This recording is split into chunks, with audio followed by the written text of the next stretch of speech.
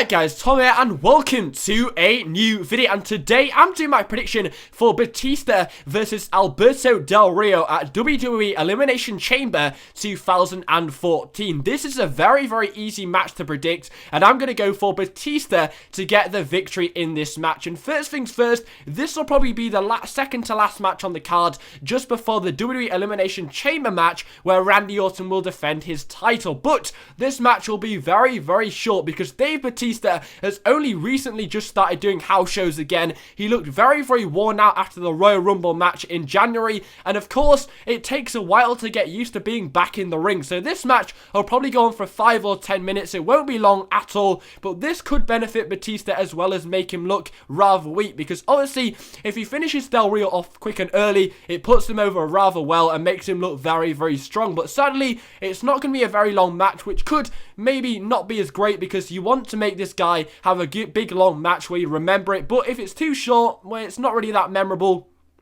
It's not really something that, the fact that it's his first singles match in 4 years pay-per-view, you want to be able to remember it. But in my opinion, it's only going to go for around 5 to 10 minutes, which will benefit him as well, because he'll finish off Del Rio quick and early and make him look much better than Del Rio and put him over as a very strong character. But my opinion is Batista is getting the win here. They've really only picked Del Rio as one person to face Batista here. I think he was the only guy which just made it short of being in the Elimination Chamber 6-man match, so they picked Del Rio. I mean, it doesn't really matter who they chose to go up against Batista in this match. There's been some good build by Del Rio, but honestly it could have been Zack Ryder or Wade Barrett. It really didn't matter which heel they chose to face Batista in this match, because they're just going to lose, because Del Rio's job in this match is to put over Dave Batista as best as possible, ready for WrestleMania 30. I mean, it's his first match, his first singles match since returning after 4 years. He's definitely going to win here and make a huge impact. It's his first match. Of course, he's got to make an impact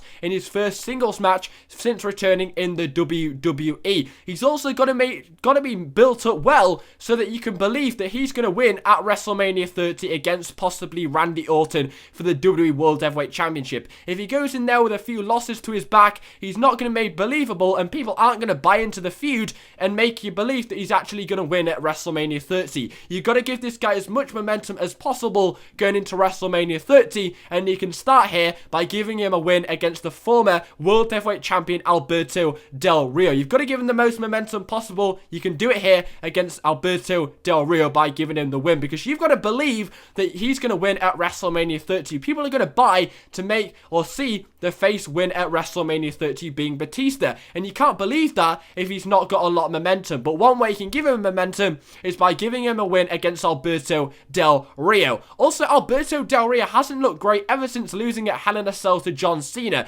If Batista was going to return and lose in his first singles match against Alberto Del Rio, he's going to look very weak, and he's certainly not going to look like somebody who is a #1 contender for the WWE World Heavyweight Championship. That's why Batista has got to win here. Also, I wouldn't be surprised if Del Rio wasn't even on the WrestleMania 30 card. Ever since Hell in a Cell, he's just looked worse and worse. They haven't really recovered from that loss against John Cena. I mean, the loss was huge. I mean, John Cena was out from injury. He returned early, way too early, and just didn't look great in that match whatsoever. But John Cena still won against Del Rio. And ever since then, they haven't made Del Rio recover from that win. Are they really going to make him recover and build this guy up ready for WrestleMania 30? He's beyond repair for a WrestleMania 30 match.